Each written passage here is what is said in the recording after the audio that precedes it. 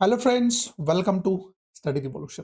आज आपण 10 जानेवारी 2026चा द हिंदू बघतोय आणि तोही आपल्या मातृभाषेतून म्हणजे मराठीमधून. माझं नाव आहे महेश. आपण डिस्कशनला सुरुवात करूया. त्याच्या अगोदर डिस्कशनचं स्वरूप आपल्याला माहिती असणं गरजेचं आहे. याच्यामध्ये पहिल्यांदा आपण एरुडेल कव्हर करत असतोय. त्यानंतर टेक्स्ट कॉन्टेक्स्टच्या पेजवरती काय महत्त्वाचे मुद्दे डिस्कस केलेले असतात. एक्झामच्या दृष्टीतून त्याचं जर महत्त्व असेल, तर ते कव्हर करत असतोय. त्यानंतर सायन्स पेजवरती काय महत्त्वाचे मुद्दे आहेत, ते डिस्कस करत असतोय आणि त्यानंतर ज्या काही महत्त्वाच्या न्यूज आहेत, त्या महत्त्वाच्या न्यूज कव्हर करत असतोय.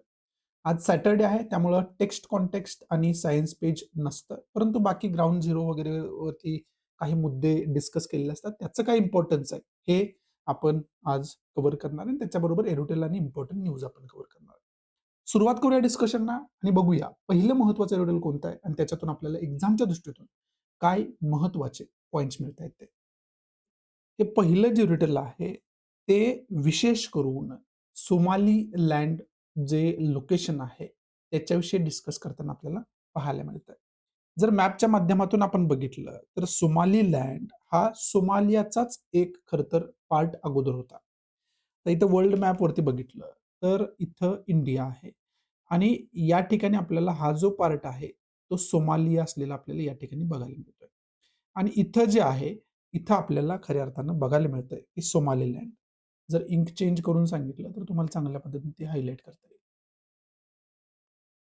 जर आपण या ठिकाणी बघितलं, तर इथं सोमालिया आपल्याला बघायला मिळते.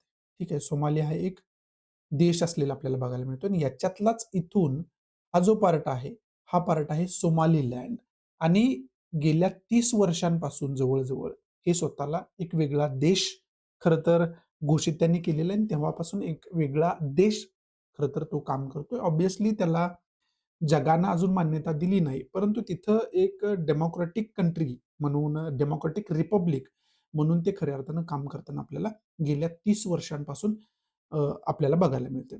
आता न्यूजमध्ये असण्याचं काय कारण आहे? तर इस्रायल जो आहे, या ठिकाणी इस्रायलचं लोकेशन आहे.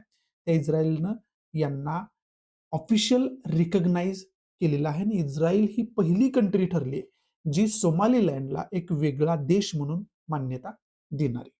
त्यामुळं ही न्यूज ही जी घटना आहे ती न्यूजमध्ये आहे. त्याच्यावरती एरुटेल आलेलं आपल्याला बघायला मिळतं. इथं इंडिया आहे आणि हे जे एरुटेल आहे, हे एरुटेल विशेष करून चायना सेंट्रिक जे आहे, ते चायना सेंट्रिक म्हणजे चायनाला मध्यभागी ठेवून डिस्कशन या एरुटेलमध्ये केलेलं आपल्याला बघायला मिळतं. मग आता याचं जर लोकेशन व्यवस्थित आपण बघितलं, तर आफ्रिका हॉर्न ज्याला आपण म्हणतो, इथं इथं जे आहे ते सोमालिया लँड आपल्याला बघायला मिळते. हा जो भाग आहे, तो सोमालीलँडचा भाग आहे. इथं गल्फ ऑफ एडन आहे आणि ही जी स्ट्रीट आहे, ते खऱ्या अर्थानं जगाच्या व्यापारासाठी खूप महत्त्वाची स्ट्रीट आहे. जर हे आपण व्यवस्थित मॅपच्या माध्यमातून जर बघितलं, तर या ठिकाणी तुम्हाला समजू शकेल, की जो सिल्क रूट ज्याला वगैरे आपण म्हणत होतो, पारंपरिक व्यापार जो समुद्री मार्गाने होतो ना, तो मग इंडिया असू द्या, चायना असू द्या, बाकी इथल्या कंट्रीज असू द्या, त्यांना खरं तर जोडणारा हा मार्ग आहे. इथून.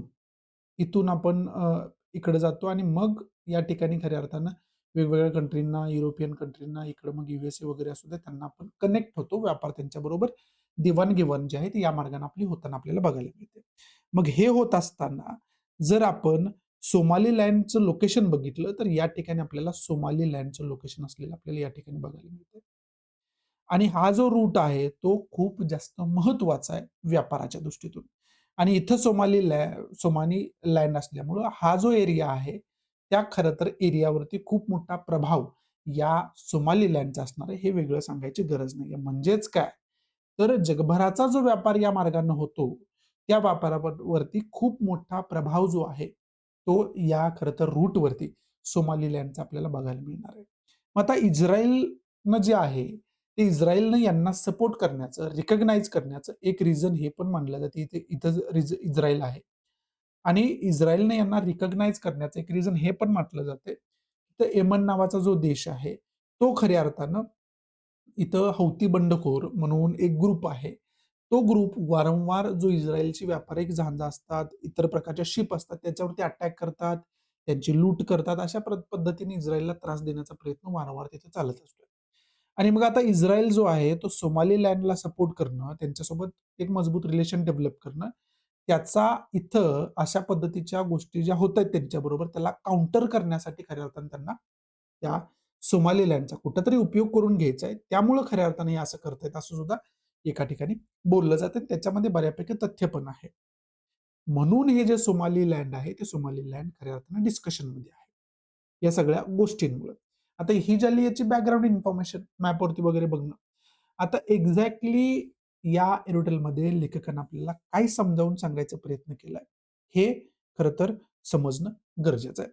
तर याच्यामध्ये या एरोटेलमध्ये लेखक आपल्याला समजावून सांगण्याचा प्रयत्न करतोय, की या सोमालीलँडला ज्यावेळेस इस्रायल सपोर्ट करतोय, त्यावेळेस बाकी जगभरामधले देश त्याच्यावरती काय बोलतायत? विशेष करून डोनाल्ड ट्रम्प जे आहे, त्यांनी सरळ-सरळ सांगितलं, की अशा पद्धतीची जी कृती आहे, अ, सोमालीलँडला रिकॉग्निशन ही चुकीची आहे. अशा पद्धतीने रिकॉग्निशन द्यायची काहीही गरज नाहीये. तो टोटल देश जो आहे, तो फक्त सोमालिया आहे आणि तीच आमची आत्तापर्यंतची मान्यता आहे आणि इथून पुढे पण तशीच मान्यता राहणार आहे. अशा पद्धतीने म्हणजे कुठेतरी सोमालीलँडचं जे सार्वभौमत्व आहे, ते कुठेतरी म्हणजे त्यांच्यासाठी रिकॉग्नायझेशन देणं, हे कुठेतरी यूएसएनं नाकारलेलं डायरेक्टली आपल्याला बघायला मिळतंय. ठीक आहे. मग आता यूएसएनं तर याला सोमालीलँडला जे आहे, तो खरं तर एका देशाचा दर्जा मान्य करणं हे डायरेक्टली नाकारलेलं आहे. पण इथं लेखक चायनाविषयी खूप जास्त बोलतोय. चायनाविषयी ज्यावेळेस बोलतोय लेखक, त्यावेळेस चायना कधीही सोमालीलँडला सपोर्ट करू शकत नाही, असं लेखक म्हणतोय आणि करणारही नाही. त्याचं रिझन काय? त्याचं रिझन एक तर सोमालियासोबत चायनाचे खूप चांगले रिलेशन आहेत.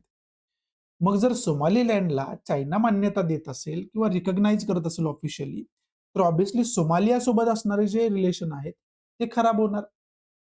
आणि मग ऑब्व्हियसली इथून जे बाकी देश व्यापार करतात, तशा पद्धतीनं खरं तर चायना सुद्धा व्यापार करतोय. मग इथं यांच्याबरोबर जे त्यांनी रिलेशन डेव्हलप केलेले आहेत, त्याच्यासाठी जे आत्तापर्यंत मेहनत केलेली आहे, ती खराब चायनाला करायची नाही, पहिला पॉइंट. त्यामुळं चायनासाठी ही अडचणीची गोष्ट आहे यांना सपोर्ट करणं. दुसरी गोष्ट काय? चायनाचं गृहयुद्ध पण चालू आहे ना. चायना जो आहे, तो खऱ्या अर्थानं तैवानला एक वेगळा देश मानतच नाहीये. तैवानला चायनाचीच टेरिटरी मानली जाते. मग जर चायना इथं सोमालीलँडला सपोर्ट करत असेल, तर मग कुठेतरी हिपोक्रेसी चायनाची उघड पडेल, की तैवानच्या बाबतीत चायनाची काय पोझिशन आहे, की त्यांना ती आमचीच टेरिटरी वगैरे ते म्हणतात आणि वारंवार तैवानवर तशा पद्धतीचे प्रेशर क्रिएट करत असतात. दुसऱ्या देशांवरती तसं प्रेशर क्रिएट करतात, की तैवानसोबत तुम्ही रिलेशन डेव्हलप करू नका म्हणून. आणि स्वतःचं हे सुरू असताना जर दुसऱ्यांच्या बाबतीत, सोमालियाच्या बाबतीत त्यांनी सोमालीलँडला एक देशाचा दर्जा म्हणून मान्यता दिली, सपोर्ट केला, तर कुठेतरी त्यांची हिपोक्रेसी उघड पडू शकते. तो सुद्धा एक महत्त्वाचा फॅक्टर आहे. त्यामुळं सुद्धा चायना या गोष्टीमध्ये खऱ्या अर्थानं सोमालीलँडला कुठेतरी मान्यता देत नाही. यूएसए सारखाच त्याला विरोध करतो. पण आता इथं यूएसए असं का करतोय? तर यूएसए असं करतोय कारण बाकी सुद्धा जसं की बाकी सुद्धा काही असे भाग आहेत, त्यांना खरं तर वेगळ्या देशाच्या दर्जाची गरज आहे. मग जर मोठमोठ्या सुपर पॉवर जर अशा पद्धतीला सपोर्ट करायला लागल्या, तर जगभरामध्ये अनेक अजून जे तुकडीकरण ज्याला आपण म्हणतो, डिव्हायडेशन ज्याला आपण म्हणतो, ते बघायला मिळेल. प्रत्येक एका वेगळ्या भूमीला असं वाटेल, की मला एक वेगळा देशाचा दर्जा असायला पाहिजे. सगळेजण मग जे आहे ते विभक्त व्हायला सुरुवात होते.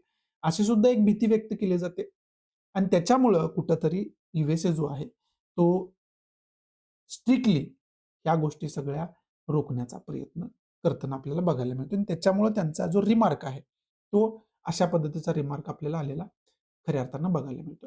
मग आता चायनाची पॉलिसी जर आपण बघितली, तर चायनाची पॉलिसी काय आहे? इंडो पॅसिफिक रिजन असू द्या, हिंद महासागर असू द्या, साउथ चायना सी असू द्या, या सगळ्या भागामध्ये चायना स्वतःचं वर्चस्व डेव्हलप करायचा कायम प्रयत्न करत आलेला. साउथ चायना सीमध्ये तर स्वतःची दादागिरी चायनाची कायमच राहिली.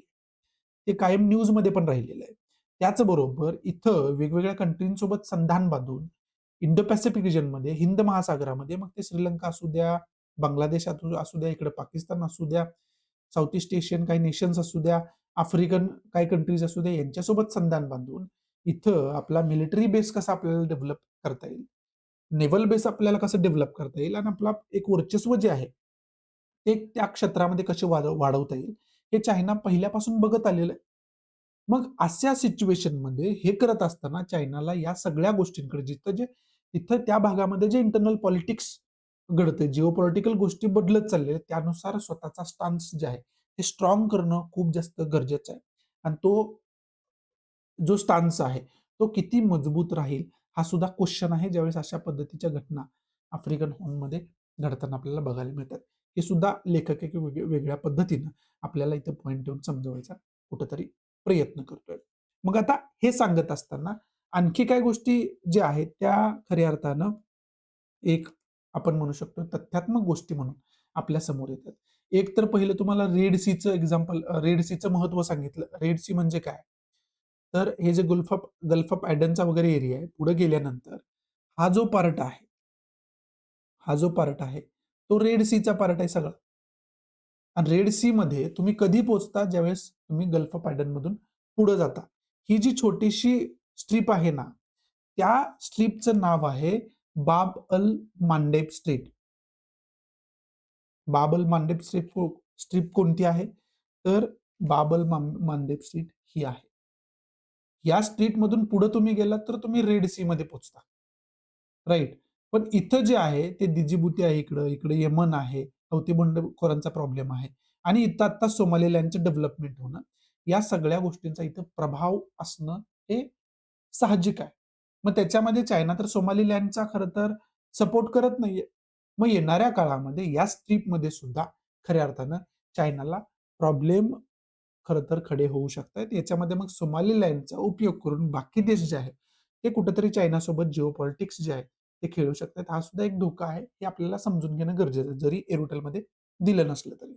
त्याचबरोबर जे मेरीटाईम सिल्क रोड तुम्हाला दाखवलं, की आता व्यापार पारंपरिक पद्धतीनं समुद्री मार्गाने कसा होतो.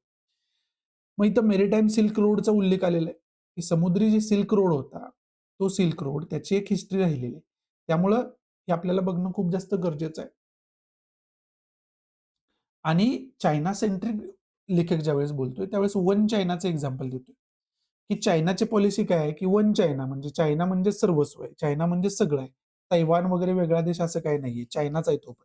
हे जे वन चायना पॉलिसी आहे ना, ती पॉलिसी प्रोटेक्ट करण्यासाठी पण चायनाला हा स्टान्स घ्यायला लागतो, जो मी तुम्हाला समजावला, की सोमालिलँडला जर त्यांनी खरं तर रिकॉग्निशन दिलं, ऑफिशियल खरं तर मान्यता दिली, तर तिथं वन चायना मिशनच्या अगेन्स्ट ते स्वतःच काम करतात असा अर्थ होईल.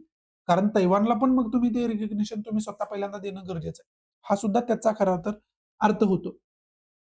आणि मग हे जे वन चायना पॉलिसी त्यांची आहे, त्याला खरं तर प्रोटेक्ट करण्यासाठी सुद्धा त्यांना अशा पद्धतीची पावलं उचलायला लागतात. हे लेखक आपल्याला सांगताना पाहावयास मिळतंय. आता सोमालीलँड सोबत जर पुढे आपण बघितलं तर इस्रायलनं तर ऑफिशियल मान्यता त्याला दिलेलीच आहे. त्याचबरोबर युनायटेड स्टेट ऑफ अमेरिकेचा स्टान्स काय? युनायटेड अरब एमिरेटचा काय स्टँडचा यूएईचा? हे सुद्धा बघण्यासारखं असणार आहे. यूएसए आत्ता असं बोलतंय, पण होऊ शकते भविष्यामध्ये ते स्थान सुद्धा स्वतःचा बदलेल इंटरेस्टनुसार. मग अशा पद्धतीच्या देशांनी जर सोमालिलँडला मान्यता दिली, अशा पद्धतीचे रिलेशन डेव्हलप केले, तर यूएसए आणि चायनामध्ये कोल्ड वॉर तर चालूच आहे. मग यूएसए होऊ शकते या लँडचा चायनाच्या विरोधात वापर करून घेईल चांगल्या पद्धतीनं. मग जे पॉलिटिकल समीकरणं त्या भागातली आहेत, ते बदलताना आपल्याला बघायला मिळतील आणि ते सगळं जे आहे, ते कुठेतरी चायनाच्या विरोधात जाताना येणाऱ्या काळामध्ये बघायला मिळू शकते. पण त्याच्यासाठी या सगळ्या गोष्टी होणं गरजेचं आहे. इस्रायलनं आज रिकॉग्निशन दिलेलं आहे. गेल्या 30 वर्षांपासून, गेल्या 3 दशकांपासून ही कंट्री एक स्वतंत्र कंट्री म्हणून काम करते, स्वतंत्र देश म्हणून काम करते आणि त्याच्यामध्ये आत्ता कुठेतरी जाऊन एका देशानं त्याला ऑफिशियल रिकॉग्निशन दिलेलं आहे. मग होऊ शकते अशीच वर्ष गेल्यानंतर आणखी सुद्धा जगातल्या कंट्री येतील समोर, ज्या त्यांना ऑफिशियल रिकॉग्निशन देतील. पण ऑब्व्हियसली आता युनायटेड नेशन सिक्युरिटी काउन्सिलमध्ये याला मान्यता वगैरे मिळणं हे आता दुरापास्त आहे. हे येणाऱ्या पुढच्या अनेक दशकांनंतर हे होऊ शकतं.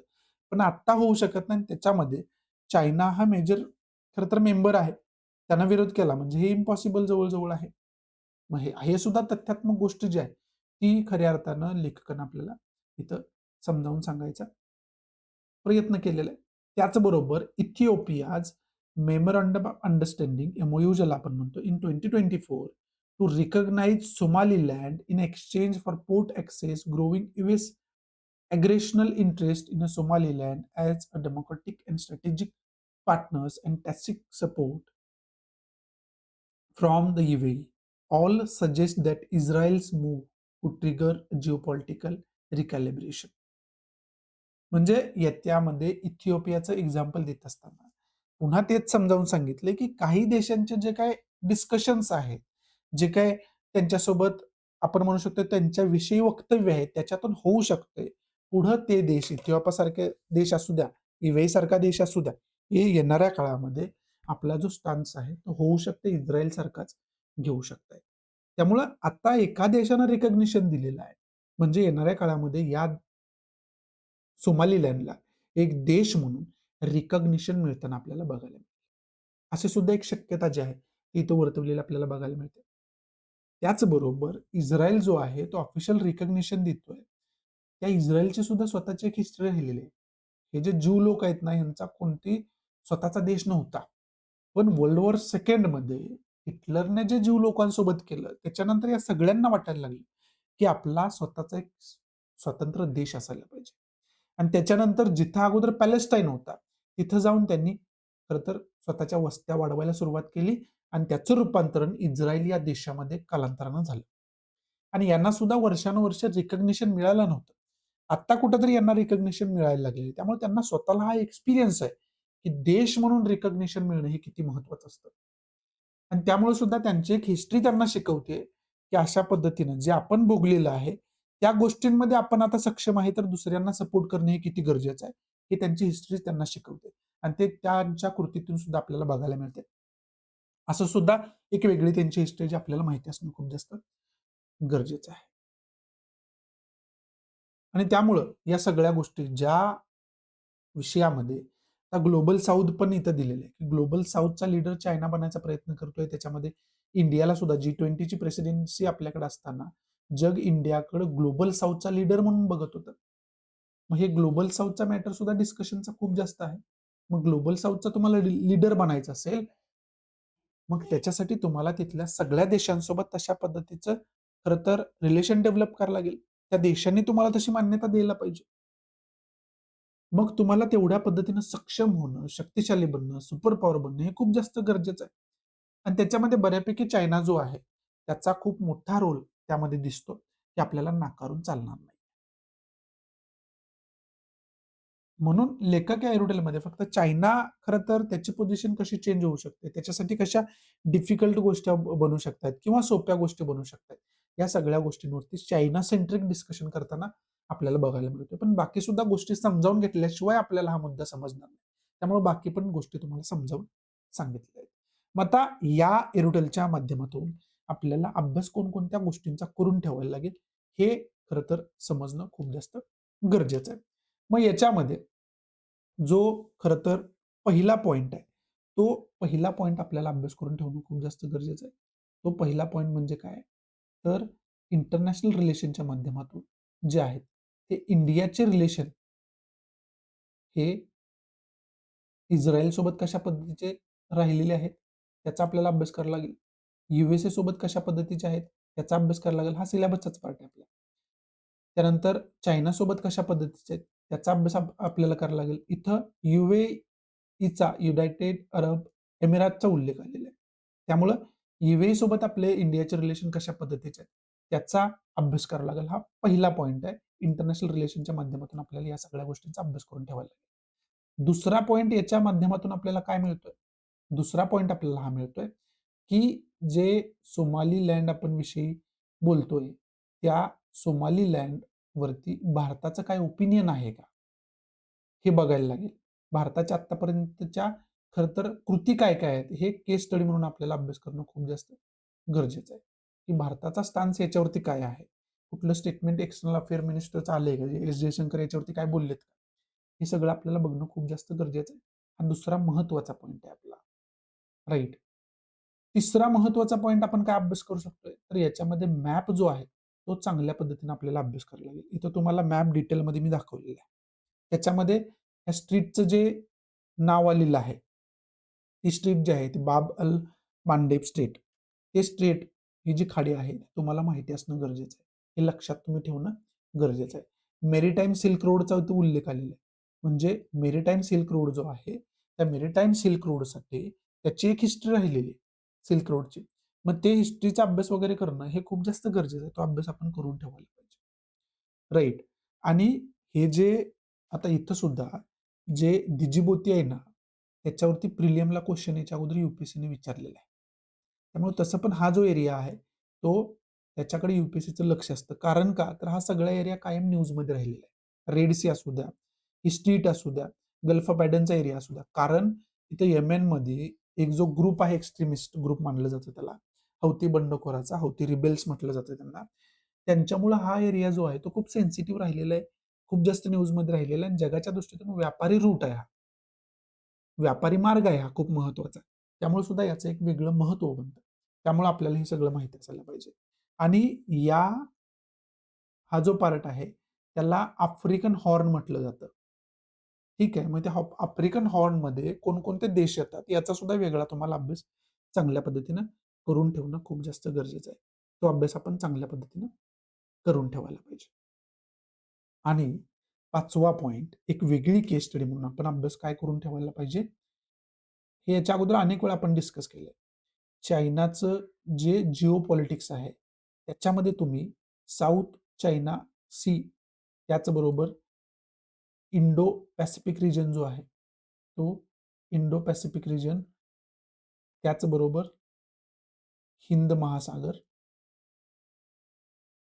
इंडियन ओशन ज्याला आपण म्हणतो, यामध्ये चायनाचं जे जिओ पॉलिटिक्स आहे, त्या जिओ पॉलिटिक्सचा आपल्याला चांगल्या पद्धतीने अभ्यास करायला लागेल. हे आपल्याला मेन्सच्या दृष्टीतून खूप जास्त महत्त्वाची केस स्टडी आहे. राईट, इंटरनॅशनल रिलेशनच्या दृष्टीतून इंडियाचे नेबरहूड कंट्रीसोबत कसे रिलेशन, याचा आपल्याला अभ्यास करायचाच आहे. त्याचबरोबर नेबरहूड कंट्रीपैकी चायना ही महत्त्वाची कंट्री का होते? कारण चायना बऱ्यापैकी इकॉनॉमिकली आणि पॉलिटिकली पॉवरफुल बनत चाललेला आहे. USA सारख्या कंट्रीला टक्कर देतोय. आणि त्या चायनासोबत बाउंड्री लाईन इश्यू आपले आहेत. तणावाचे संबंध बऱ्याच वेळा आपले निर्माण झालेले आहेत. त्यामुळं हा चायना जो आहे, तो कशा पद्धतीचं जिओ पॉलिटिक्स करतोय, हे समजावून घेणं पण खूप जास्त महत्त्वाचं ठरतं. त्यामुळं या सगळ्या गोष्टींचा एक केस स्टडी म्हणून आपण अभ्यास करणं खूप जास्त महत्त्वाचं होऊन बसतं आणि त्याचा अभ्यास आपण चांगल्या पद्धतीने करायला पाहिजे. त्या सगळ्या पॉईंटसाठी हे जे रुटीन आहे, ते आपल्यासाठी खूप जास्त महत्त्वाचं आहे. बाकी याच्यामध्ये इम्पॉर्टंट असं काही नाहीये. त्यामुळे पुढचं जे काही महत्त्वाचं रुटीन आहे, ते बघायला आपण सुरुवात करूया. पुढचं जे एक डिस्कशन आपल्याला दिसतंय ना, त्याच्यामध्ये BJP कशा पद्धतीनं एन्फोर्समेंट डायरेक्टरेटचा म्हणजे ईडीचा वेपनसारखा वापर करते, वेपनायझेशन त्याचं कसं करते, हे डिस्कस खरं तर केलं गेलं. सगळं पॉलिटिकल डिस्कशन आहे इलेक्शनमुळे. पण याच्यामध्ये आपल्याला एन्फोर्समेंट डायरेक्टरीचा अभ्यास करणं खूप जास्त गरजेचं आहे. तर तुम्हाला समजेल की याच्यामध्ये लूपहोल काय-काय आहेत आणि त्याचा कसा वापर एक सत्ताधारी पक्ष करू शकतो. त्यामुळे एन्फोर्समेंट डायरेक्टरीचा अभ्यास करणं आपल्याला गरजेचं आहे याच्या अंतर्गत. डिटेलमध्ये डिस्कस करायची गरज नाहीये. पुढचं जे छोटंसं डिस्कशन आहे, ते USAच्या संदर्भात आहे आणि USAला काय अशी भीती आहे, की ते अशा पद्धतीची कृती करायला लागलेत. व्हेनेझुएलासारख्या सार्वभौम देशामध्ये जाऊन एखाद्या राष्ट्रपतीला किडनॅप करणं, स्वतःच्या देशामध्ये आणणं आणि त्याच्यावरती खटला चालवणं, एवढी काय गरज पडली एवढ्या सगळ्या गोष्टी करायची? हे आणि त्याचबरोबर मग रशियाकडून तुम्ही क्रूड ऑइल खरेदी केलं, तर मग तुमच्यावरती सुद्धा टॅरिफचे सँक्शन्स वगैरे आम्ही लावू अशा देशांवरती. अशा पद्धतीचं बिल पास करायची काय गरज पडली? हे याच्यामध्ये थोडं एक छोट्या प्रमाणात डिस्कशन केले गेले. हे सगळं तर आपल्याला माहितीच आहे, अनेक वेळा आपण डिस्कस केले. परत एकदा रिव्हिजन म्हणून आपण याचे पॉइंट्स बघूया, की काय नेमका विषय आहे तो. आता USAनं आत्ताची लेटेस्ट घटना आपण काय बघितली? व्हेनेझुएलामध्ये आपण बघितलं, की तिथं स्ट्राईक केली आणि तिथले जे राष्ट्राध्यक्ष होते, निकोलस मडुरो यांना खरं तर त्यांनी अरेस्ट केलं, ज्याला आपण साध्या भाषेमध्ये किडनॅपच म्हणू शकतोय. त्याला दुसरा काही समानार्थी शब्द नाही अजून चांगला. आणि त्यांनी मग ते देशात नेऊन आता त्यांच्यावरती खटला चालू. सेम घटना जी आहे, सिच्युएशन वेगळी जरी असली, तरी सद्दाम हुसेन सोबत सुद्धा USAनं सेम केलं होतं. आणि शेवटी त्यांना त्यांचं एक्झिक्युशन झालं, फाशी शिक्षा त्यांना झाली होती आणि ते एक्झिक्युशन USAनं केलं होतं. त्याचं टेलिकास्ट पण केलं होतं. असो, आता USAची याच्यावरून आपल्याला समजते, की ही हिस्ट्री राहिलेली आहे, की स्वतःचा इंटरेस्ट फुलफिल करण्यासाठी हे कुठल्याही लेव्हलला जाऊ शकतात आणि कुठल्या लेव्हलला जाऊ शकतात. हे आत्ता लेटेस्ट एक्झाम्पल आपण व्हेनेझुएला सोबत बघितलं. त्याच्यामध्ये सेंटर पॉइंट काय होता? ऑइल. की व्हेनेझुएला जगातल्या मोर दॅन 70% जो ऑइल रिझर्व्ह आहे, तो व्हेनेझुएलाकडे आहे. आणि त्याच्यावरती ऑब्व्हियसली मालकी हक्क यूएसएला पाहिजे. त्याचबरोबर जिओपॉलिटिक्स रिझन त्याला काय आहे, की चायनाची खूप मोठ्या प्रमाणात इन्व्हेस्टमेंट व्हेनेझुएलामध्ये होती.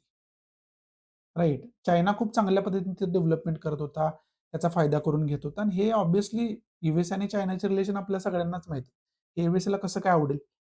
आणि त्यामुळे सुद्धा हे एक्स्ट्रीम ॲक्टिव्हिटी केलेली आपल्याला बघायला मिळते. मग आता पुढे न्यूज पण आहे, की डोनाल्ड ट्रम्प म्हणतायत, की तिथे मोठ्या प्रमाणात आम्ही इन्व्हेस्टमेंट करणार. तिथं ऑइल जे आहे ते प्रोडक्शन वाढवणार. त्याचा तिथल्याच लोकांना फायदा होईल वगैरे. पण खरेदी तुम्हीच करणार ना. असो, त्याच्यामध्ये आत्ता जायची गरज नाही आपल्याला. मग आता इथं सेंटर पॉइंट ऑइल होता आणि जिओपॉलिटिक्स होतं. विशेष करून ऑइल. मग हे जे ह्याच्यात डिस्कशन काय केलंय, की यूएसएला भीती आहे डी-डॉलरायझेशनचा. आता कालच आपण पेट्रो डॉलर ही संकल्पना बघितली होती. पेट्रो डॉलर म्हणजे काय? काय सांगते ही संकल्पना? जगभरामध्ये क्रूड ऑइल जे खरेदी विक्री होती ना, इम्पोर्ट एक्सपोर्ट जे होतं ना जगभरामध्ये, त्याचं जे पेमेंट केलं जातं ना, ते केलं जातं डॉलरमध्ये. या संकल्पनेला आपण म्हणतो पेट्रो डॉलर. तर पेट्रोलियम प्रोडक्टसाठी डॉलरमध्ये खरेदी विक्री होत असते. पण आता चायनाचीच आपण जर केस घेतली ना, तर चायनानं जे रशियाकडून क्रूड ऑइल खरेदी केलं ना, त्याच्यासाठी युआनमध्ये त्यांनी खरेदी केलं. त्यांच्या स्वतःच्या करन्सीला महत्त्व द्यायचं त्यांनी ठरवलं. मग हे कुठंतरी डी-डॉलरायझेशन झाले. जर डॉलरमध्ये व्यापारच नाही केला, तर ऑब्व्हियसली डॉलरची किंमत जेवढी आत्ता आहे, तेवढी राहील का हो? जवळ-जवळ एका डॉलरला आपल्याला जर रुपयाशी कंपॅरिझन केलं, तर जवळ-जवळ आपल्याला ₹90 द्यावे लागतात. 90, 89, ₹90. आजचा रेट मला माहिती नाही. एवढे रुपये द्यावे लागतात. हे कशामुळं? तर जगभरातला एवढा मोठा व्यापार डॉलरमध्ये होतो ना, त्याची करन्सी व्हॅल्यू त्याच्यामुळे वाढली ना. जर हा बंदच झाला, तर ऑब्व्हियसली ह्याची किंमत तेवढी राहणार नाही जेवढी आता आहे. ही सुद्धा एक भीती याच्या मनात आहे, यूएसएच्या मनात आहे. आणि ही भीती निर्माण होण्याची कारणं काय आहेत? तर त्याच्यापैकी एक महत्त्वाचं कारण म्हणजे रशिया आहे. रशिया युक्रेन वॉर सुरू झालं. त्याच्यामध्ये युरोपियन युनियन असू द्या किंवा यूएसए असू द्या, यांनी काय केलं? रशियावरती वेगवेगळे सँक्शन्स लादले. ठीक आहे. आणि त्याच्यापैकी एक सँक्शन काय होतं, की रशियाचं क्रूड ऑइल आम्ही घेणार नाही आणि बाकी पण देशांनी घेऊ नये. जर कोणी घेत असेल, तर त्याचा अर्थ असा आहे, की त्यांच्या वॉर इकॉनॉमीला तुम्ही सपोर्ट करताय.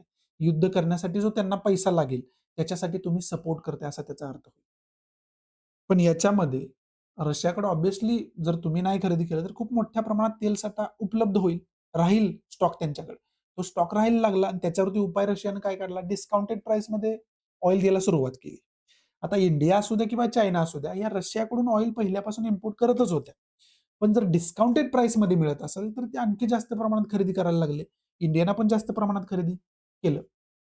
आणि मग ऑब्व्हियसली इथं यूएसए जो आहे, तो हे सगळं बघून ऑब्व्हियसली त्यांना राग येणारच होता. त्याच्यामध्ये मग इनडायरेक्टली यांना थ्रेट सुद्धा करायचा प्रयत्न केला. इंडियाला थ्रेट करायचा प्रयत्न केला, की जर अशा पद्धतीची कृती कोण करत असेल, तर त्याच्यावरती आम्ही सँक्शन्स लावणार. ठीक आहे. त्याचाच परिणाम आपण जवळ-जवळ 8-9 महिने झाले, की त्यांनी जवळ-जवळ टॅरिफ जो आहे तो 50% लावलाय. फार्मास्युटिकल्स प्रॉडक्ट्समध्ये तर 100% टॅरिफ्स वाढवले आपल्याला बघायला मिळाले. ठीक आहे. आणि एवढ्यावर हे थांबलेले नाहीयेत. अजून त्याच्यामध्ये भर म्हणून आता यूएसएच्या सिनेटमध्ये एक बिल पास झालेलं आपल्याला बघायला मिळते. चर्चेमध्ये असलेलं आपल्याला बघायला मिळते. त्याच्यामध्ये यूएसए कडून जे कंट्रीज ऑइल खरेदी करतायत, त्यांच्यावरती सँक्शन्स म्हणजे टॅरिफ्स जे आहेत, ते 500% पर्यंत लावले लावले जाण्याचं बोलले त्याच्यामध्ये जाते. ती परमिशन त्याच्यामध्ये आता गव्हर्नमेंटला मिळणार आहे. म्हणजे जवळ सँक्शन्स आहेत. आर्थिक सँक्शनच, आर्थिक प्रतिबंधच लावण्याचा कुठेतरी प्रयत्न हा आपल्याला बघायला मिळतो. आणि त्याचं रिझन फक्त एकच आहे, काय? रशियाकडून ऑइल खरेदी तुम्ही का करताय? राईट. आता रशियाकडून ऑइल खरेदी करणं हे किंवा युद्धाला वगैरे सपोर्ट लोकं तुम्ही कसं काय करू शकता वगैरे, वगैरे हे मेन रिझन नाही. मेन रिझन काय? की आज रशियाकडून आपण ऑइल खरेदी करतोय. ठीक आहे, डॉलरमध्ये आज करतोय. उद्या होऊ शकते आपण पण रुपयामध्ये खरेदी करायला चालू करेल. स्वतःच्या करन्सीमध्ये खरेदी करायला चालू करेल, जसं चायना करते. मग हे जर झालं, तर बाकी कंट्री सुद्धा ते करायला सुरुवात करतील. कारण प्रत्येकाला स्वतःची अर्थव्यवस्था मोठी करायची, स्वतः देश मोठा करायचा आणि तो प्रत्येकाचा अधिकार आहे. मग तसं जर झालं, तर डॉलरची व्हॅल्यू जगभरामध्ये किती राहील? त्यांच्या देशापर्यंत मर्यादित राहील. जसे प्रत्येक देशाची स्वतःच्या देशापुरती मर्यादित आहे. आणि त्यामुळं जगातले जे सुपर पॉवर म्हणून ओळखले जाणारी USA कंट्री आहे, अर्थव्यवस्था एवढी मजबूत मानली जाते. ती मजबूत त्यावेळेस राहील का तेवढी? तर ऑब्व्हियसली नाही राहणार. मग हे जे डी-डॉलरायझेशन जे आहे, डॉलर न वापरण्याची टेंडन्सी प्रत्येक देशाची जर डेव्हलप झाली, तर आपल्या अर्थव्यवस्थेला खूप मोठ्या प्रमाणात नुकसान होईल. आणि ते जे डी-डॉलरायझेशन फिअर आहे, ती जी भीती आहे, ती भीती USA मध्ये आहे. त्यामुळे अशा पद्धतीचे सँक्शन्स जे आहेत, ते USA लावतो. अशा पद्धतीची कृती जी आहे, ती USA करतोय. हे या एडिटोरियलमध्ये आपल्याला समजावून सांगायचा प्रयत्न केला आणि त्याच्यामध्ये जवळपास खूप मोठ्या प्रमाणात तथ्य आहे, हे आपण नाकारू शकत नाही. ठीक आहे. मग याच्या अगोदर पण आपण सांगितलेलं आहे, की याच्यामध्ये आपल्याला अभ्यास कोणत्या गोष्टींचा करून ठेवायला लागेल? तर याच्यामध्ये आपल्याला अभ्यास गोष्टींचा या करून ठेवायला लागेल, की एक केस स्टडी म्हणून USAचं जिओ पॉलिटिक्स तुम्हाला समजून घ्यायला लागेल, की यांचं नेमकं जिओ पॉलिटिक्स पहिल्यापासून काय राहिलेलं आहे? यांची काय प्रायोरिटीज राहिल्या आणि काय एवढी तेलाची यांना गरज आहे? हे आपल्याला समजून घ्यायला लागेल. आणि त्याच्यानुसार यांचं जे काही चेंजिंग जिओ पॉलिटिक्स आपण म्हणतो ना, ते कसं चेंज होत राहतं जिओ पॉलिटिक्स. यांची काय हिस्ट्री राहिलेली आहे. या सगळ्या गोष्टींचा वर्ल्ड पॉलिटिक्सच्या माध्यमातून आपल्याला अभ्यास करावा लागेल. वर्ल्ड पॉलिटिकल ऑर्डर ज्यावेळेस आपण समजावून घेतो, त्यावेळेस USA रोल खूप चांगल्या पद्धतीने आपल्याला समजून घ्यायला लागेल. इंटरनॅशनल रिलेशनमध्ये या USA सेंट्रिक क्वेश्चन येण्याची खूप जास्त शक्यता आहे. कारण हाच मुद्दा जास्त चर्चेला जातोय, ज्याच्यामध्ये USA सेंटरला आहे. त्यामुळं USAचं जे काही वर्ल्ड पॉलिटिक्स आहे, जिओ पॉलिटिक्स आहे, ते अभ्यास केला, की मग आपण अशा पद्धतीने USA सेंट्रिक कसा जरी क्वेश्चन आला, तर चांगल्या पद्धतीने त्याच्यावरती आन्सर रायटिंग करू शकतो. त्यामुळं ते करणं खूप जास्त गरजेचं आहे. पुढे जर आपण ग्राउंड झिरो बघितलं, तर ग्राउंड झिरो वरती पहिलं तर इलेक्शनशी रिलेटेड एक मुद्दा डिस्कस केलाय. दुसरा लँडचं जे काही ओनरशिप आहे त्याच्याशी रिलेटेड मुद्दा डिस्कस केलाय. दोन्ही मुद्दे जे आहेत, ते दोन्ही मुद्द्यांमध्ये मी तुम्हाला सांगितलं होतं, की याच्या अगोदर अभ्यास कोणकोणत्या गोष्टींचा करून ठेवायचा आहे. आता इलेक्शन प्रोसेसवरती क्वेश्चन निर्माण होत आहेत, की कोणाचे नावच डिलीट झालेले आहेत. कोण खरं तर डेथ पर्सन आहे, पण त्याचं वोटिंग होतंय. अशा सगळ्या जे केओस चालू आहे, ते चालू आहे. त्याच्याशी रिलेटेड आपल्याला अभ्यास कोणत्या गोष्टींचा करून ठेवायचा हे मी तुम्हाला सांगितलं होतं. तरी पण एक रिव्हिजन म्हणून आपण याच्या अंतर्गत आपण बघू शकतो. पहिला तर पॉइंट आपल्याला अभ्यास करून ठेवायचा इलेक्शन कमिशन ऑफ इंडिया. हे जे आहे, ते स्टॅच्युटरी बॉडी आहे, कॉन्स्टिट्यूशनल बॉडी आहे किंवा कसली बॉडी आहे. इथपासून आपल्याला याचा बेसिक अभ्यास करणं खूप जास्त गरजेचं आहे. चीफ इलेक्शन कमिशनचे काय इलेक्शन असते, सिलेक्शन असते, काय नेमकं काय असतं, या सगळ्या गोष्टींचा बेसिक स्टडी आपल्याला करणं गरजेचं आहे. मग त्याच्यामध्ये इंडियन कॉन्स्टिट्यूशनमध्ये याच्याशी रिलेटेड काय तरतुदी दिलेल्या आहेत, कोणतं आर्टिकल याच्याशी रिलेटेड महत्वाचं आहे, या सगळ्या गोष्टींचा आपल्याला अभ्यास करावा लागेल. पहिला पॉइंट आहे. दुसरा पॉइंट, ज्यावेळेस इलेक्शनवरती क्वेश्चन निर्माण होतात ना, त्यावेळेस आपल्या लोकशाहीवरती क्वेश्चन निर्माण होतं. त्यामुळं लोकशाही ही संकल्पना समजावून घ्यायला लागेल पहिल्यांदा आपल्याला. त्याचं एक महत्व राहिलेलं आहे. त्याचं भारतीय राज्यघटनेमध्ये त्याची तरतूद कशा पद्धतीचं आहे. ह्या सगळ्या सर्वांगाने त्याचा आपल्याला अभ्यास करावा लागेल. तर आपल्याला कळेल, की इलेक्शन प्रोसेस ही डेमोक्रेसीसाठी, लोकशाहीसाठी किती महत्वाची असते. हे आपल्याला त्यानंतर समजेल. त्यामुळे त्याचा तशा पद्धतीने अभ्यास करणं खूप जास्त गरजेचं आहे. आणि एक वेगळी केस स्टडी म्हणून याच्याकडे बघणं खूप जास्त गरजेचं आहे. त्या पद्धतीने स्वतःची समज डेव्हलप होण्यासाठी अभ्यास त्याचा करणं गरजेचं आहे. मग आपल्याला प्रिलियममध्ये, मेन्समध्ये आणि पर्सनॅलिटी टेस्टमध्ये सर्वांगीण याचा आपल्याला फायदा होऊ शकेल. त्यामुळे त्या पद्धतीनं, त्या नजरेने त्याच्याकडे बघून त्याचा व्यवस्थित आपण अभ्यास करणं खूप जास्त गरजेचं आहे. या मुद्द्याला जर आपण बघितलं तर. पुढे एक मुद्दा डिस्कस केला जातोय, की वर्षानुवर्ष जे जमीन कसतायत, ग्राउंड लेव्हलला काम करतायत जमीन कसण्याचं, त्यांचं खरं तर त्या जमिनीवरती मालकी हक्क नाहीये, कागदावरती त्यांचं नावच नाहीये. अशा पद्धतीचा एक मुद्दा डिस्कस केला. अनेक राज्यांमध्ये हा प्रॉब्लेम आहे. आता असे लँड्स रिलेटेड जे प्रॉब्लेम्स आहेत, ते त्याच्यावरती एरोटेल पण हरियाणाची एक केस आपण सॉरी बिहारची एक केस आपण डिस्कस केली होती आणि मला वाटते पंजाबची एक केस डिस्कस केली होती. आपण अशा काहीतरी 2 केस आपण याच्या अगोदर टेक्स्ट कॉन्टेक्स्टच्या पेजवरती डिस्कस केल्या होत्या. आणि त्याच्यामध्ये मी तुम्हाला सांगितलं होतं, की अभ्यास करणं काय गरजेचं आहे त्याच्यामध्ये? तर त्याच्यामध्ये लँड रिफॉर्म आपल्याला अभ्यास करणं खूप जास्त गरजेचं आहे. की जो लँड रिफॉर्म आहे ना, तो लँड रिफॉर्म खरं तर त्याला एक हिस्ट्री राहिलेली आहे. जी काही जमीनदारी पद्धत असू द्या किंवा बाकी ज्या पद्धती असू द्या, त्याच्यामध्ये कशा पद्धतीनं सुधारणा होत गेली त्याची एक हिस्ट्री राहिलेली आहे. विशेष करून मॉडर्न हिस्ट्रीमध्ये खूप घटना याच्याच रिलेटेड घडलेल्या आहेत. त्यामुळे लँड रिफॉर्म्स रिलेटेड हिस्ट्रीचा अभ्यास करणं आणि मग वर्तमानामध्ये अजून काय रिफॉर्म त्याच्यामध्ये होणं गरजेचं आहे. या गोष्टीचा अभ्यास करणं हे खूप जास्त गरजेचं आहे. अशा पद्धतीच्या गोष्टी मेन्सला विचारल्या जाऊ शकतात. त्यामुळं आपल्याला याचा एक सर्वांगीण अभ्यास करणं खूप जास्त गरजेचं आहे. तो आपण करून ठेवायला पाहिजे.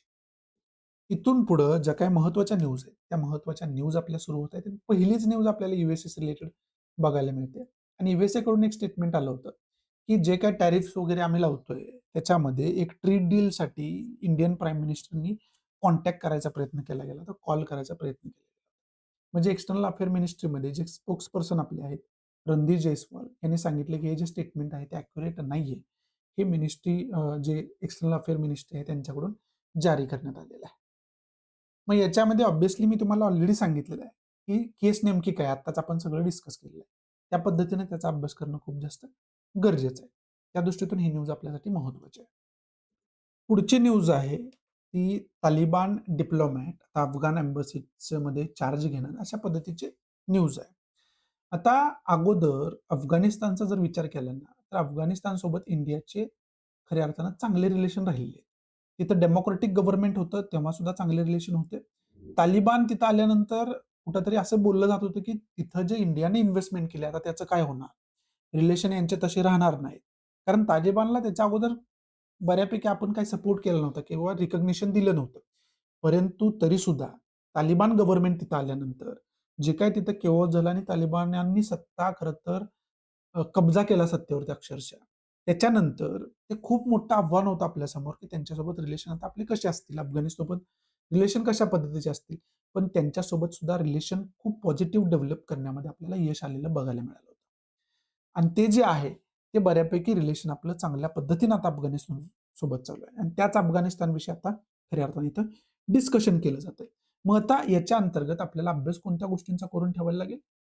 तर इंटरनॅशनल रिलेशनच्या दृष्टीतून आपल्याला अभ्यास करून ठेवायला लागेल, की अफगाणिस्तानसोबत जे आहे, ते अफगाणिस्तानसोबत रिलेशन इंडियाचे कशा पद्धतीचे राहिले. त्या गोष्टीचा चांगल्या पद्धतीने अभ्यास आपल्याला करून ठेवायला लागेल. पुढची न्यूज यू-पी-एस-सीची रिलेटेड असलेली आपल्याला बघायला मिळते आणि एक नोटिफिकेशन यू-पी-एस-सीनं जारी करण्यात आलेलं ऑफिशियल वेबसाईटवरती पण यांच्या आहे, की एक्झामला जे विद्यार्थी अपीअर होतील, त्यांचं खरं तर फेशियल ऑथेंटिकेशन होईल, असं याच्यामध्ये सांगण्यात आलंय. All candidates will have to undergo face authentication at exam venues. Face authentication त्यांचं होणार आहे आणि त्याला रेफरन्स ज्यावेळेस तुम्ही फोटो वगैरे तुमचा अपलोड करताना वेबसाईटवरती फॉर्म वगैरे भरताना, त्यावेळेस इथं एक काळजी घेणं आपण खूप जास्त गरजेचं आहे. म्हणजे तुमचा लेटेस्ट फोटो देणं गरजेचं आहे. तुमचा खूप ओल्ड 5-6 वर्षांपूर्वीचा फोटो तुम्ही अपलोड केलेला असेल, तर ते अपडेट करणं खूप जास्त गरजेचं आहे. अदरवाईज फेस ऑथेंटिकेशनमध्ये प्रॉब्लेम येऊ शकतात. त्यामुळं आणि इथं कधी-कधी आधार कार्डवर जो आपला फोटो असतो, तो खूप ओल्ड असतो. पण तो आपण अपडेट पण करू शकतो. त्यामुळे ते फोटो जो आहे, तो वेळोवेळी आपण अपडेट करणं पण खूप जास्त गरजेचं असतं. कारण हे जे फेस ऑथेंटिकेशन आहे, ते बऱ्याच क्षेत्रामध्ये आपल्याला दिसायला आता लागणार आहे, येणाऱ्या काळामध्ये. त्यामुळं हे जे अपडेशन आहे, ते अपडेशन आपण प्रायोरिटीवरती करून घ्यायला पाहिजे. ठीक आहे. तर ऑब्व्हियसली स्ट्रिक्टली फेस ऑथेंटिकेशन तिथं असेलच असं काही नाहीये. बाकी तुमचं जर फेस ऑथेंटिकेशन होतच नाहीये तिथं, काय प्रॉब्लेम झालाय, तर बाकी पण ऑप्शन त्याला असतात, की डॉक्युमेंट तुमचे वेगवेगळे चेक वगैरे करून तुम्हाला ते एक्झाम साठी अपीअरन्ससाठी अलाऊ करतात. पण हे सगळे जे एक्झामच्या अगोदरच आपल्याला ते वेगवेगळ्या प्रकारच्या अँक्झायटीज असतात आणि त्याच्यामध्ये हे सगळं जर आपल्याला परत करायला लागलं, तर ते परत चांगल्या पद्धतीने आपण एक्झाममध्ये कॉन्सन्ट्रेशन करू शकणार नाही. त्यामुळे या गोष्टी स्मूथ आपण जेवढ्या ठेवेल, अगोदर प्रिपेअर आपण जेवढं राहील, तेवढं याच्यामध्ये चांगलं आहे. पुढची न्यूज जी आहे, त्या न्यूजमध्ये एक प्रिलियमच्या दृष्टीतून पॉइंट आपल्यासाठी महत्त्वाचा असू शकतो. तो म्हणजे national improvised exclusive device data management system. शॉर्टमध्ये NIDMS त्याला आपण म्हणतो. या डेटामध्ये विशेष करून बॉम्ब ब्लास्ट कुठं, किती, कधी, त्याचे परिणाम काय झाला, हा सगळा जो डेटा आहे ना, तो डेटा आपल्याला बघायला मिळणार. त्यामुळं याची प्रिलियमच्या दृष्टीतून अभ्यास करून ठेवा. हे प्रिलियमच्या दृष्टीतून आपल्यासाठी खूप जास्त महत्त्वाची गोष्ट आहे. पुढची जी न्यूज आहे यामध्ये 2 ॲक्ट हायलाइट केलेले आहेत. एक तर डी-पी-डी-पी ॲक्ट आणि दुसरा आर-टी-आय ॲक्ट. याच्यामध्ये डिजिटल पर्सनल डेटा प्रोटेक्शन ॲक्टचा उल्लेख आलाय 2023चा आहे आणि RTI right to information act जो आहे तो 2005चा आहे. आर-टी-आय वरती याच्या अगोदर क्वेश्चन आलेले आहे. डी-पी-डी-पी पण न्यूजमध्ये. म्हणजे दोन्हीची इन्फॉर्मेशन काढून ठेवा. हे प्रिलियमच्या दृष्टीतून आपल्यासाठी खूप जास्त महत्त्वाच्या गोष्टी आहेत. पुढं या न्यूजमध्ये गोल्ड रिलेटेड न्यूज आहे. आणि याच्यामध्ये जी संकल्पना आहे ती महत्त्वाची आहे. ती संकल्पना आहे एक्सचेंज ट्रेडेड फंड, ई-टी-एफ. ही संकल्पना बघून ठेवा. अशा गोष्टी प्रिलियमसाठी आपल्यासाठी महत्त्वाच्या असतात इकॉनॉमीच्या दृष्टीतून. पुढं रशियानं एक आणखी जे आहे, ते अशा पद्धतीचं मिसाईल जे आहे, ते युक्रेनच्या एका पार्टवरती डागलेलं आपल्याला बघायला मिळतंय. आता रशिया-युक्रेन वॉरविषयी ज्यावेळेस आपण बोलतो ना, त्यावेळेस आपल्याला अभ्यास कोणकोणत्या गोष्टींचा करून ठेवायचा आहे, हे लक्षात घेणं खूप जास्त गरजेचं आहे. ज्यावेळेस आपण रशिया-युक्रेन वॉरविषयी बोलतो त्यावेळेस. याच्यामध्ये विशेष करून युरोपियन युनियन आणि यूएसए हे रशियाचा अपोज करताना बघायला मिळते आणि युक्रेनला सपोर्ट करताना आपल्याला बघायला मिळते. आणि ते कशाच्या माध्यमातून? नॉर्थ अटलांटिक ट्रिटी ऑर्गनायझेशन, ज्याला आपण नाटो म्हणतो. याच्यावरती वेगळं लेक्चर पण बनवले दोन्ही विषयावरती, रशिया युक्रेन वॉरवरती पण बनवले, नाटोवरती पण बनवलेले आहे. मग ह्या नाटोची इन्फॉर्मेशन काढून ठेवा, हे खूप जास्त गरजेचं आहे. याच्यामध्ये इंडियाचा स्टान्स काय आहे, हे पण माहिती असायला आपल्याला पाहिजे, तरच आपण व्यवस्थित आन्सर रायटिंग करू शकतो. ह्या 2 गोष्टींचा डिटेल अभ्यास करणं गरजेचं आहे. त्याचबरोबर मॅप बघणं गरजेचं आहे. रशिया-युक्रेन वॉरमुळं मॅप सुद्धा खूप जास्त तिथला चर्चेत आहे. त्यामध्ये ब्लॅक सीमध्ये जो क्रिमिया नावाचा एरिया आहे, तो खरं तर युक्रेनचा, पण त्याच्यावरती रशिया 2014 पासून कब्जा करून बसलेला आहे. मग हे जे मॅपमधले काय महत्त्वाचे मायक्रो पॉइंट्स आहेत, ते चांगल्या पद्धतीने हायलाइट करून ठेवणं गरजेचं आहे. त्याच्यावरती प्रिलियमला वगैरे क्वेश्चन येऊ शकतं. त्यामुळं या रशिया-युक्रेन वॉरकडे अशा नजरेनं आपण बघणं खूप जास्त गरजेचं आहे. हा दृष्टिकोन आपला याच्याकडे बघण्याचा असायला पाहिजे. आणि जसं की मी तुम्हाला सांगितलं होतं, की व्हेनेझुएलाच्या बाबतीत ऑइलमध्ये आम्ही इन्व्हेस्टमेंट वगैरे वगैरे किती करणार आहे. $100 बिलियन वगैरे इन्व्हेस्ट करायला वेगवेगळ्या कंपन्याज तयार आहेत. असं डोनाल्ड ट्रम्प या ठिकाणी व्हेनेझुएलाविषयी बोलताना आपल्याला बघायला मिळतं. आणि याची इन्फॉर्मेशन ऑलरेडी मी तुम्हाला सांगितलेली आहे. हे काय होतंय, कशाचा अभ्यास करणं गरजेचं आहे, येणाऱ्या काळामधला अंदाज जो आहे तो बऱ्यापैकी आपल्याला त्याच्यातून येतो. इथं खऱ्या अर्थानं आजचा द हिंदू जो आहे तो मी समाप्त करतोय. ज्या विद्यार्थ्यांना आन्सर रायटिंग करायचे आहे, त्यांच्यासाठी ओपन आणि फ्री प्लॅटफॉर्म आहे टेलिग्राम चॅनल. डिस्क्रिप्शन बॉक्समध्ये तुम्हाला लिंक दिलेली आहे. ते जॉइन करून तुम्ही आन्सर रायटिंग तुमचं सुरू करू शकताय. जे द हिंदूमध्ये आपण डिस्कस करतो रोज, तेच खऱ्या अर्थानं त्याच्यावरती बेसिस मी क्वेश्चन फॉर्म करून तिथं पोस्ट करत असते. जेणेकरून आन्सर रायटिंगसाठी वेगळा अभ्यास तुमचा असण्याची गरज नाहीये. व्यवस्थित लेक्चर हे फॉलो केलं, तर तुम्ही चांगल्या पद्धतीने आन्सर रायटिंगची प्रॅक्टिस डे 1 पासून सुरुवात करू शकताय. आणि ते सगळ्यांसाठी ओपन आणि सगळ्यांसाठी फ्री आहे. तुम्ही पी-डी-एफ फॉर्ममध्ये त्या क्वेश्चनचा आन्सर राईट करून मला सेंड करू शकताय. मी स्वतः तुम्हाला त्याच्यावरती फीडबॅक देतोय, गाईडन्स देतोय. आणि आवडत असेल तर प्लीज लाईक करा, नसेल तर डिसलाईक करा. आणि डिसलाईक का केलं हे कमेंट बॉक्समध्ये नक्की सांगा. जेणेकरून तुमच्या इन्स्ट्रक्शननुसार याच्यामध्ये मी इम्प्रोव्हायझेशन करू शकेन. आणि जास्तीत जास्त विद्यार्थ्यांना शेअर करा. तुम्ही शेअर केलं तरच मी त्यांच्यापर्यंत पोहोचू शकतो. त्यामुळं प्लीज जास्तीत जास्त विद्यार्थ्यांना शेअर करा. सो या ठिकाणी तुमची रजा घेतो. भेटू आपण अशाच इंटरेस्टिंग नवनवीन लेक्चरमध्ये. तोपर्यंत thanks for watching. Good bye. Take care. जय हिंद.